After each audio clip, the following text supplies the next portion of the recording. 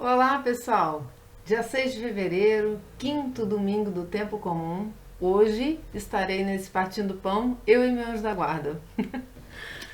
O Carlos está se convalescendo aí de uma gripe forte que ele pegou. E ele, de toda boa vontade, ainda estava se preparando, mas eu sei como a pessoa fica, né, abatida.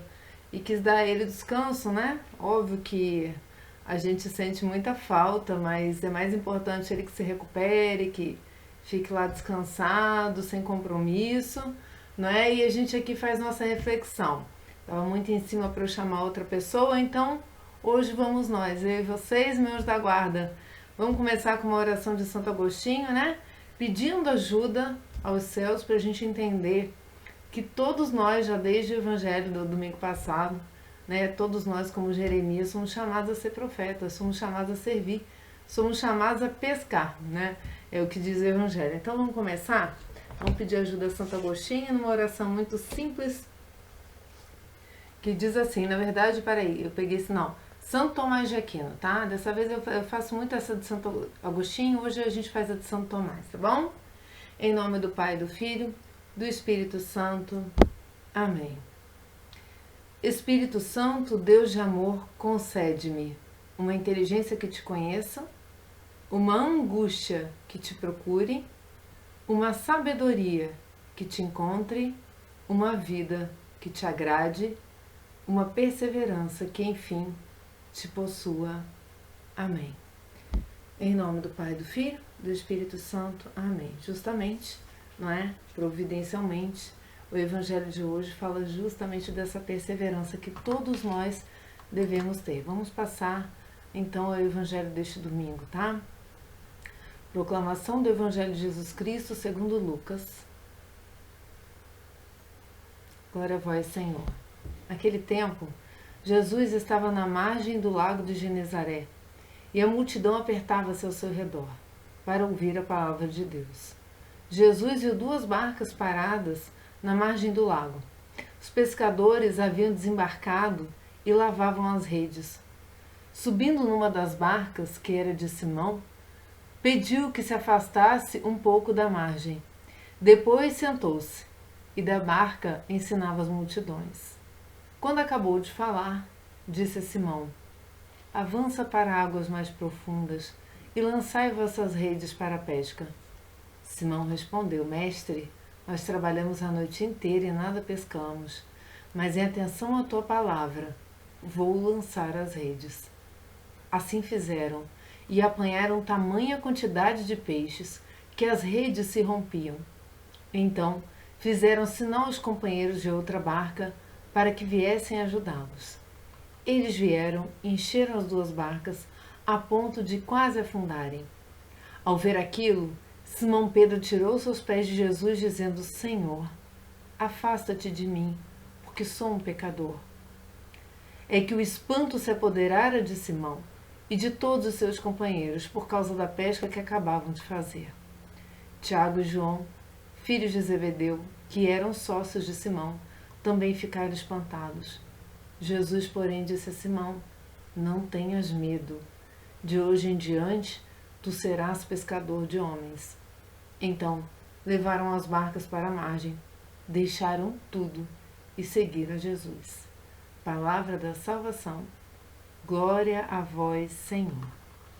Meus irmãos, é uma reflexão belíssima que nós temos a fazer no dia de hoje, com a leitura do livro do profeta Isaías, justamente no anúncio da vocação profética de Isaías, em que ele se reconhece, assim como Pedro ali, ainda Simão, né? Pecador, né? Em que ele olha, contempla a natureza dele e vê que ele não está à altura da missão. A verdade é essa, né? Quando a gente tem uma missão, a gente recebe uma missão na vida, a gente nunca se acha preparado. Aliás, não se achar preparado é um bom sinal, um sinal de humildade. E também ir adiante, mesmo não se achando preparado, é outro sinal de humildade. Por quê? Porque é sinal de que, mesmo reconhecendo que eu não estou preparado, Deus me forja para o que Ele quer. É Deus quem faz através de mim. Eu sou um instrumento de Deus. Então, essa é a lógica que nós devemos capturar desse Evangelho de hoje e das demais leituras em conjunto com ele. O Carlos, normalmente, ele tem uma reflexão que ele deixa na rádio lá no Chile, e essa reflexão estará nas nossas mídias aí no domingo, né? Já sábado eu já posto ela para vocês, ele sempre deixa traduzida para nós, né? Para a gente postar, e vocês façam a minha reflexão, por favor, junto com a que eu vou deixar escrita para vocês, tá bom? Então vamos lá, eu também escrevi a minha, porque eu acho que assim fica mais fácil de eu, né, colocar essa partilha com vocês aqui desse pão deste domingo, esse pão da palavra, né? Na primeira leitura de Isaías, né, Antífona diz assim, olha, aqui estou, envia-me. Esse é o final do trecho da primeira leitura. Nessa primeira leitura, nós nos deparamos com a vocação de Isaías. Os serafins exaltam a grandeza de Deus, Santíssimo. Então, quando ele diz Santo, Santo, Santo, os serafins à volta do trono de Deus diziam isso. Isso quer dizer a palavra Santíssimo, né? A forma como eles usavam para falar, né? Santíssimo era 3 vezes santo. A visão do grande rei, Senhor dos exércitos, sentado num trono de grande altura, a princípio o faz perder a esperança de ter intimidade com Deus e confessa não ser merecedor de tamanha beleza às suas vistas. Se vê perdido, de lábios impuros, o que não o impede de constatar que mesmo assim o vê. Isaías, ele contempla a face, né? Ele contempla Deus naquela revelação que ele teve da vocação. E Deus se deixa contemplar pelas suas obras. Esta contemplação é uma resposta nossa ao Criador de todas as coisas. A terra está repleta da sua glória, diz a primeira leitura. Os anjos, mensageiros de Deus, o contemplam face a face. Os serafins estão ao seu lado. Nessa primeira leitura, aparece 2 serafins de 6 asas, cada um ao lado do trono de Deus. E um deles retira do altar uma brasa que toca os lábios de Isaías, purificando-a, retirando-lhe a culpa, perdoando os seus pecados. Logo após, Isaías ouve o próprio Deus lhe perguntar: quem enviarei? Quem irá por nós?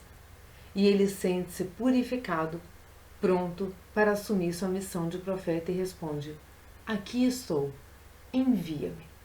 A partir dessa leitura, né, eu tirei um passo a passo do que acontece na nossa vocação, como que aconteceu nessa primeira leitura, como que aconteceu com São Paulo também na segunda leitura, né, que também é muito claro, e também, né, como acontece no Evangelho. Então, né, o que me veio muito forte ao coração é marcar em etapas o encontro com Deus até o objetivo final. Vamos lá.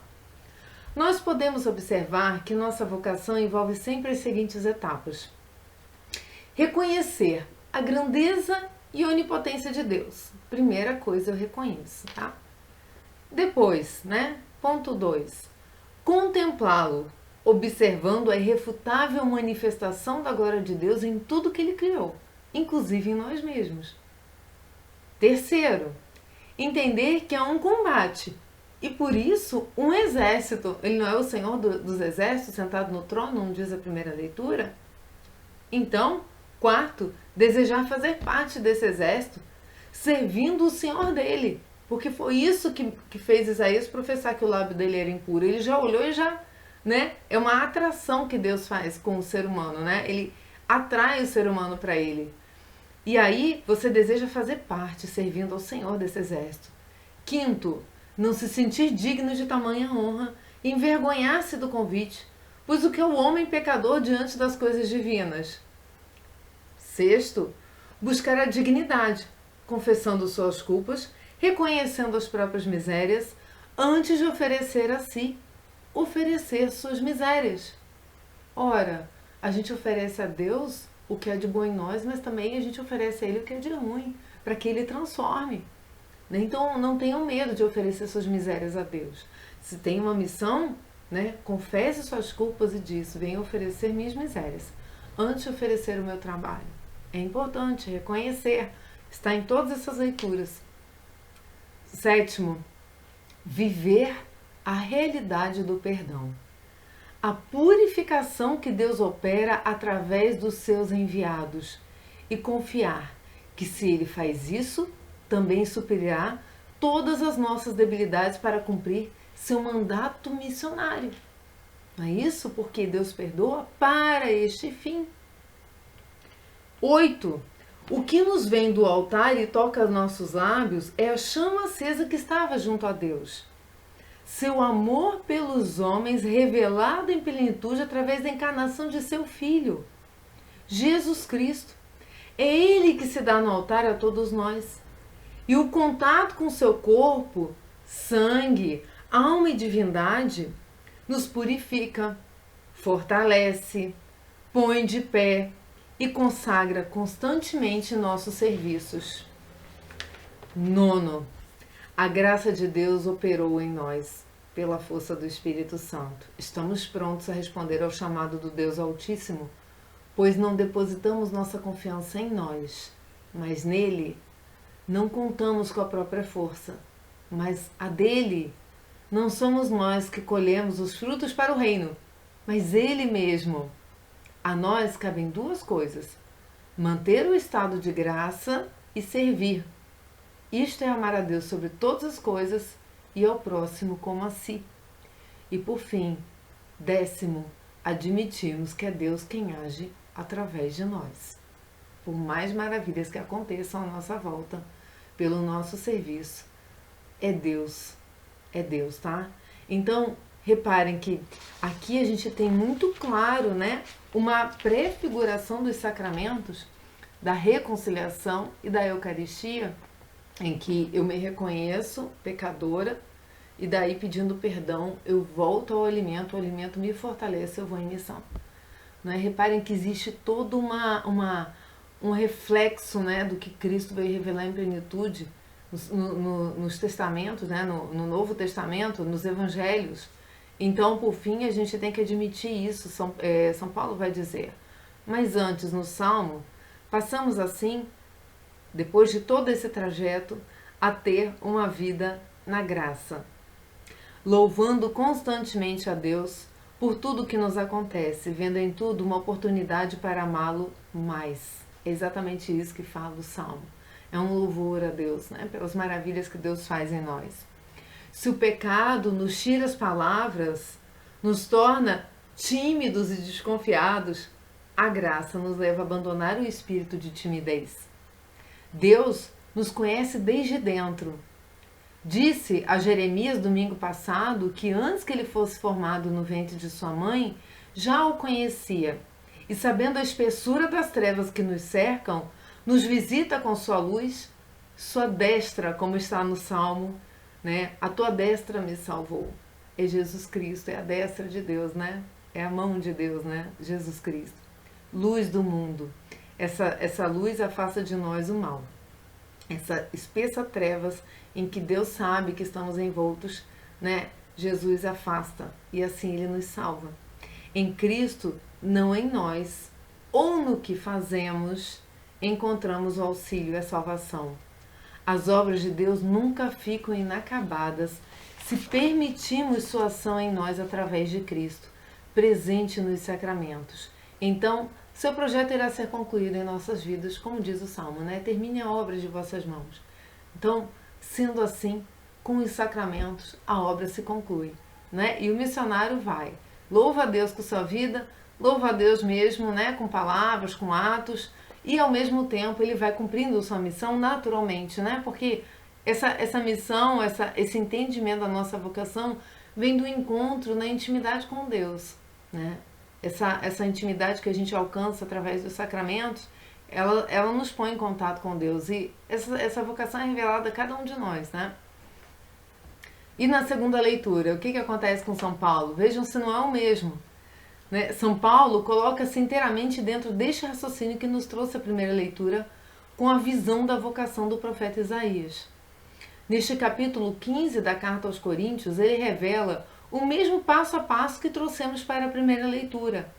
Cabe aqui nos perguntarmos diante das palavras daquele que disse que sequer era digno de ser chamado apóstolo, porque ele vai relatando o contato dele com os evangelhos, que ele professa daquilo que ele aprendeu e que ele é o menor dos apóstolos como um abortivo, né? Porque ele perseguia a igreja. Então, olha bem como não é exatamente o mesmo passo a passo. Eu não sou digno nem de ser chamado apóstolo. Diante dessa revelação em que Paulo, por fim, diz que, além disso tudo, né, de eu trabalhar tanto, não sou eu quem trabalha, é Deus quem opera através de mim. Por isso que aquele passo 10 é esse, né? Reconhecer ao final que é Deus quem faz. Então, nos cabe refletir nas 3 questões que eu trouxe aqui. Nós somos o que somos, pela graça de Deus, por nossas próprias forças ou pela opinião alheia? Segunda pergunta. Quando realizamos nossa vocação, nos achamos melhores que os outros? Terceira pergunta. Nossa vida tem sido um autêntico testemunho do Evangelho que conhecemos e cremos? Porque São Paulo diz, né? Professa aquilo que ele mesmo crê. Nossa vida é um autêntico testemunho disso? Passemos então, por fim, ao Evangelho. O Evangelho da pesca milagrosa, né? Neste Evangelho de hoje, nos deparamos com Pedro, Tiago e João, os mesmos eleitos para contemplar a glória de Deus resplandecente na pessoa de Cristo, lá no Monte Tabor, né? Então, a mesma história que acontece no começo, acontece no desfecho, né? De todo esse caminho que Jesus faz na Terra, ensinando o que deveríamos aprender, o que deveríamos ser. Mas quando ele começa a falar da parte mais feia, quando ele começa a dizer que apesar dele ter ressuscitado, né, e eles terem visto a ressurreição não se chama, não é uma palavra própria, né? Mas vamos dizer que corriqueiramente a gente chama de ressurreição, né, daquela menina de 12 anos, filha lá do, salvo engano, do centurião, né, do soldado romano, e também do próprio Lázaro, quando já não se fala mais, né, expulsão dos demônios, mas que os demônios iam tomar conta das pessoas e iam matar o próprio Cristo, né? Então a coisa começa a não ficar tão bonitinha. E ele vai lá, né, e anunciando isso, até diz a Pedro que passasse atrás, né, vai de retro Satanás, não é? Porque essas palavras não vêm de Deus, né? Quando ele diz assim, Senhor, que isso não te aconteça e tal, né? Então Jesus vai lá e se transfigura, né? Ele ora e aparece lá numa nuvem ao lado dele Moisés e Elias. Então, fatigados de o trabalho de uma noite inteira, sem nenhum resultado, isso lá no início da vocação de São Pedro, né, São Tiago e São João, Cristo pede a Pedro para ir a águas mais profundas, mesmo diante do cansaço evidente deles. Ele não estava disposto a fazê-lo, mas em sinal de obediência cumpriu a vontade de Cristo. E o resultado não poderia ser uma rede vazia, mas repleta de tantos peixes que só um só barco não foi suficiente para carregá-los.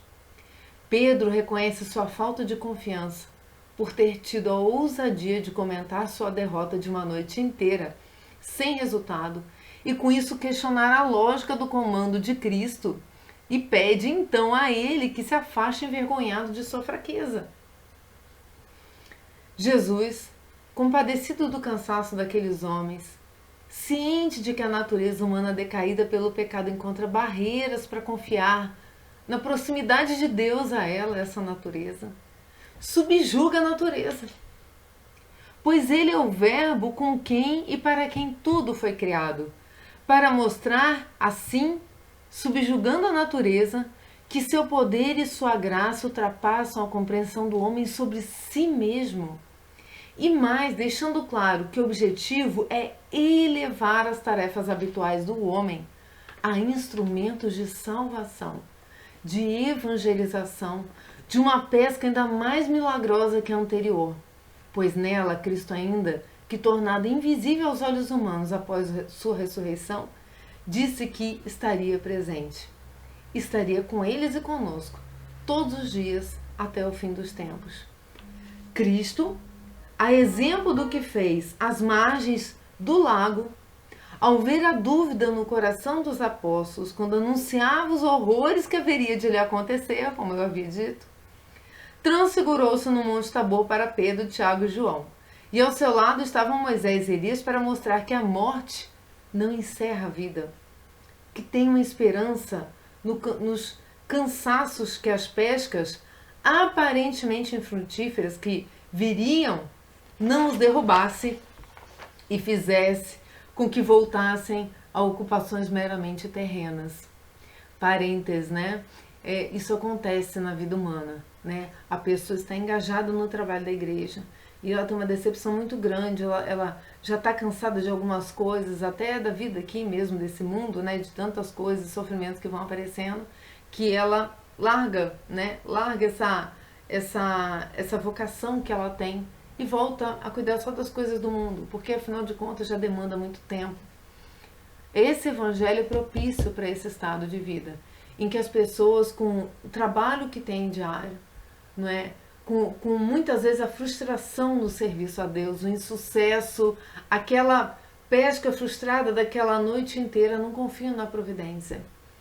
E muitas vezes acreditam que isso é uma dependência de si. Então, se eu não estou podendo dar naquele momento, porque minha vida está assim, porque minha vida está assado, eu não tenho também nada para oferecer a Deus. Meus irmãos, a gente não tem mesmo nada a oferecer a Deus. Eu não tenho nada a oferecer a Deus. O que eu dou é o que Ele me dá. Se Ele não me der, eu não tenho nada a oferecer. Mas eu me coloco aqui à disposição, entendem? Então, isso é uma grande armadilha do demônio para que você, mesmo não vendo os peixes que sua rede colheu, que você só vai ver isso no final dos tempos, né? A gente vai ter toda a noção de tudo que a gente fez. Desista. Né? Então é uma grande armadilha, desista. Faça pouco, mas faça bem, de São Francisco. Né? Se você quiser servir a Deus, faça poucas coisas, mas as faça bem. Não duvide, faça poucas coisas, mas faça com todo o amor possível. Santa Teresinha é mestra nisso. O Evangelho, então, deste domingo é claro em demonstrar que Deus envia em missão, bem como a sustenta, e aos que ainda duvidam de si, Ele diz: não tenhas medo. Cristo ali, nesse Evangelho, tanto Ele envia as águas profundas, essa missão é isso, né? Sair da superfície de uma vida banal, né? De uma vida que se encerra aqui com as preocupações desse mundo, né? As pescas cotidianas, e ir para águas profundas. Adentrar no mistério, no contato com o sagrado, naquilo que o teu louvor, né, já é diário, mas é preciso um aprofundamento, é preciso um contato maior. Mas Deus também sustenta isso, Ele sustenta e ao mesmo tempo Ele providencia tudo e diz: não tenhas medo. Todos que vieram antes de nós tiveram seus momentos em maior ou menor grau de desconfiança. Profetas são homens, apóstolos são homens, mas o que Cristo veio nos provar é que servir a Deus com confiança e coragem, mesmo em meio a aparentes derrotas, vide a transfiguração no Monte Tabor, em que ele diz que ele ia ser derrotado aparentemente, mas que ele era Deus, então que não duvidassem. Ele é a única via capaz de dignificar nossa natureza decaída. Servir a Deus com confiança e coragem é a única via capaz de dignificar nossa natureza decaída. A vocação maior do homem é assemelhar-se a Cristo e unir-se definitivamente a Ele na glória eterna dos céus, já manifestada aqui na terra. Portanto, meus irmãos, não tenhas medo, tá? Faço minhas palavras de Cristo e peço também, né, que na minha vida eu também saiba enfrentar, né, todos os contratempos e sempre com a alegria de estar aqui partilhando o que não é meu, dando o que não é meu, sendo sustentada por uma força que não é minha e agradecida e cada vez mais feliz de poder partilhar o pão e a minha própria vida, não é, religiosa, né, a minha vida espiritual aqui com vocês um pouquinho, cada vídeo. Fiquem com Deus, salve Maria Santíssima e coragem, Deus está sempre conosco. Até mais, até a próxima.